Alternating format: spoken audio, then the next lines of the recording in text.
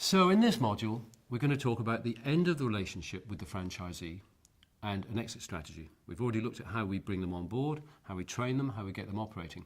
But it would be foolish if, when doing that, we didn't also think about what is going to happen in the long term with them. And so it makes sense from the very outset to talk about them planning for their exit. And actually, what you should also think about is your own exit. Some franchisors come into franchising with the intention of building a dynasty, a business that will last for decades, that they'll pass down to their family, for example.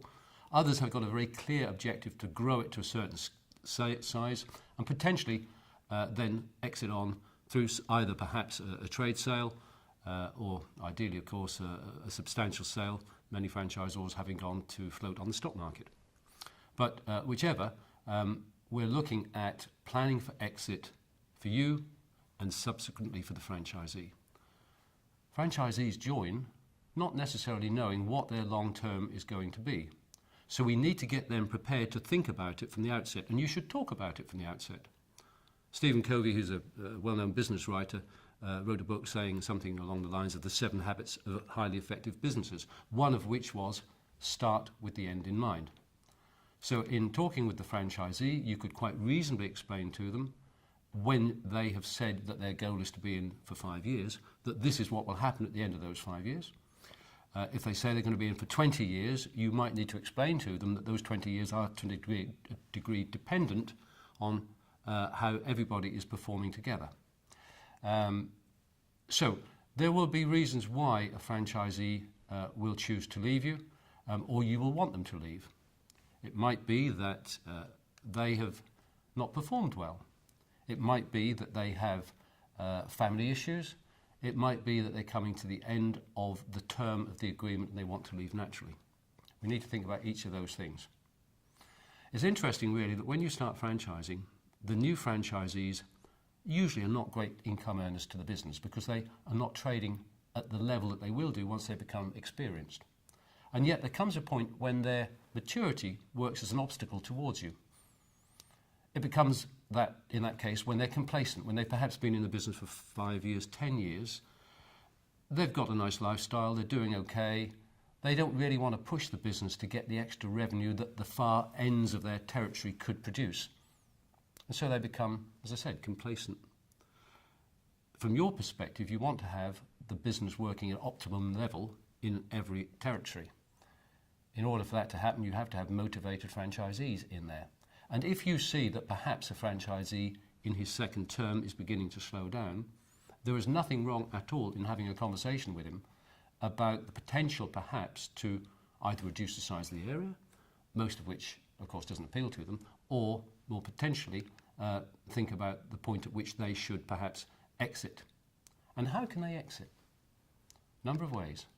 Firstly, they could allow the franchise to revert to the franchisor at the end of its natural term, or they may say halfway through, well, we've had enough, we'd like to call it a day, will you take the franchise back? They might want to sell in the open marketplace. This is known in the franchise world as a resale. And you as the franchisor might help them to do that, or they may look out to sell to a completely new person that they themselves find. And in fact, there is also a business in the franchise sector that specialises in handling resales who might come into play to do this for them. The terms on which that sale take place are usually these. The franchisor has the right to vet the person coming in. And if they're not suitable for good business reasons, if they don't meet the profile that the franchisor is currently recruiting under, they can say no to that person. That, of course, can make a franchisee feel a bit unhappy if they have found somebody that they think is ideal, so you need to let them know that that's the way the thing works from the beginning. Usually, the franchisor will require the incoming franchisee to go through a period of training before the transaction takes place, or simultaneous with the transaction. So it's clear that the new person must have a similar skill set, must be capable of running the business. And they will be a slightly different person, probably, to a virgin territory franchisee, because they're going to be picking up a running and operating business. And it might be turning over a considerable amount of money, with staff involved, a number, assets already in place. And that means they've got to hit the ground running on a mature business and grasping the need to be a competent franchisee.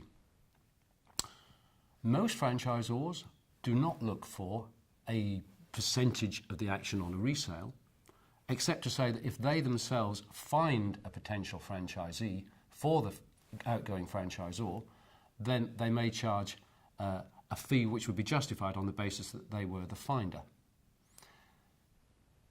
If, however, the franchisor doesn't want to find new people for his outgoing franchisees, they will have to advertise and market locally, or they will use, as I said, a business called franchise resales. In any of those situations, they will need to get a decent understanding of the value of the business, and that's usually best done by getting an independent valuer to assess the worth of the business, the worth of the assets, the worth of the potential, the worth of the goodwill. Now, it's possible that the franchisor wants to take the territory back. And if you are at the end of the franchise term, there is no obligation on the franchisor to pay anything to the franchisee other than the value of any assets that he chooses to require, because the term has come to an end, the franchise agreement has come to an end, and the franchisor has not renewed that agreement. So a franchisee wanting to depart might usually be advised to think their future through and aim to exit perhaps a couple of years before the end of a term. Typically, therefore, franchisees do the first 5 years, maybe even the second 5, but somewhere in the 2 or 3 years into the final term, they might start to look for a new purchaser, and they have the right to sell.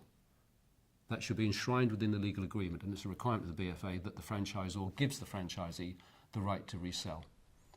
It's just a question of what those terms will be. The valuation of the worth of the business is often part and parcel of why the franchisee comes on board in the first place.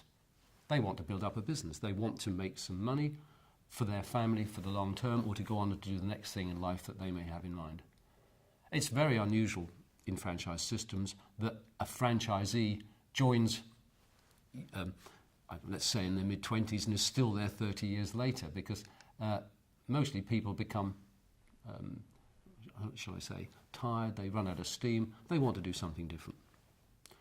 So, the ideal thing is that a franchisee comes to the end of their term or chooses to sell the business in a harmonious fashion, and it's done helpfully by the franchisor with his franchisee.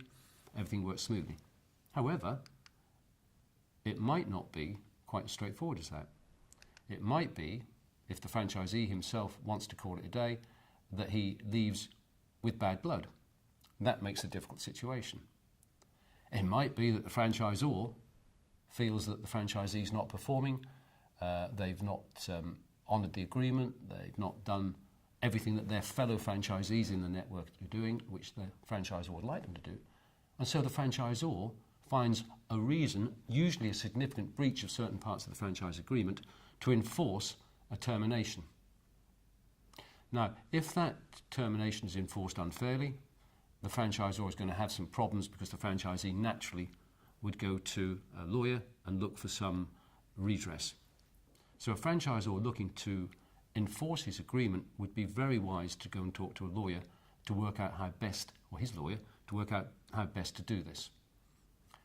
Again, it wants to be done with the minimum of disruption, because other franchisees in the network are going to take note of what's happening. Every franchise agreement has got details within it that specify what is a major breach and what is a minor breach. And those should have been explained to the franchisee on the outset when they join the business. So, in summary, the end of the business is about a harmonious departure at the end of a natural term. It could be a sale of the business because the franchisee wishes to move on and do something else. It could be enforced. Whichever it is, a franchisor would be really well advised to make the process as easy as possible. And the good and experienced franchisors that one finds in the franchise sector have been doing this successfully for many years. They build a database of potential resales inquirers, so that when somebody wants to go, the transaction can take place smoothly. And it's part of the culture of a good franchise that the franchisor helps their people to grow, to build a business, to exit in a way that shows a commitment, part of the win-win process that's been talked about during the course of the seminar today. So that's exit for a franchisee. Let's just talk for a second about exit for a franchisor.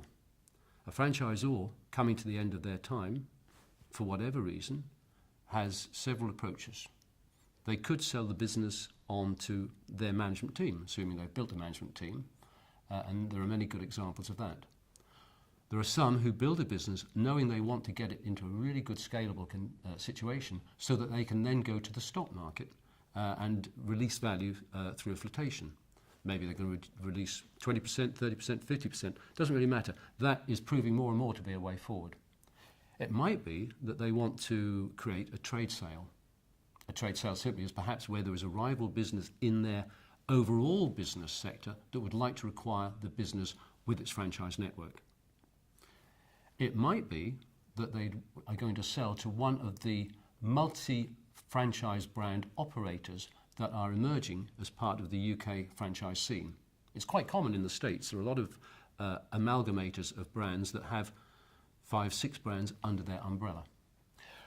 Whichever the route that you, the franchisor, might be thinking about, can I just say that you need to think about it and plan for it for a considerable time before pressing the button. It's not a decision to be made today and completed 6 months later. The good exits, the ones that go with smoothness for the benefit of the franchisee network and for the franchisor, are ones that are planned over a 2 or 3 year period to get everything in the business in tip-top condition so that the best valuation can be achieved. So I think that's probably all I need to say about franchisors departing. We've spoken about the exit of franchisees, and I think that probably now completes this seminar. Thank you very much. During a resale, we work very closely with the exiting franchisee to ensure that we bring on the best possible franchisee in their replacement and that they leave the company having created an opportunity for themselves beyond Monkey Music, but having left an asset and grown an asset and left something for somebody else to enjoy and grow. Reselling franchises gives us the opportunity to bring a new franchisee into the business and for an exiting franchisee to exit happily. Our role here is to make sure that things are done in the right way. A lot of the negotiation between around the value of the business is done between the incoming franchisee and the outgoing franchisee, but it's an opportunity for us to make sure that everything's done so that an incoming franchisee doesn't pay too much and an outgoing franchisee doesn't get too little. So we're there to assist, to support the guys to get a good deal, and so hopefully we get 2 motivated people, one going out of the business and a very motivated person coming in.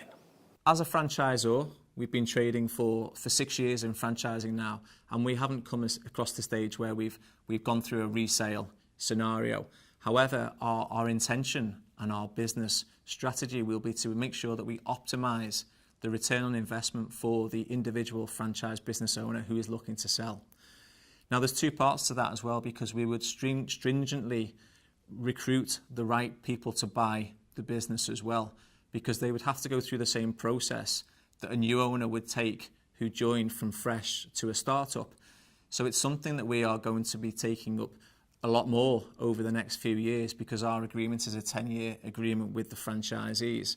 But it's early days, but we'll be making sure that we optimise the benefits and return for the seller, the existing franchise owner, and we'll be welcoming on board the right people to be the new owner of that territory.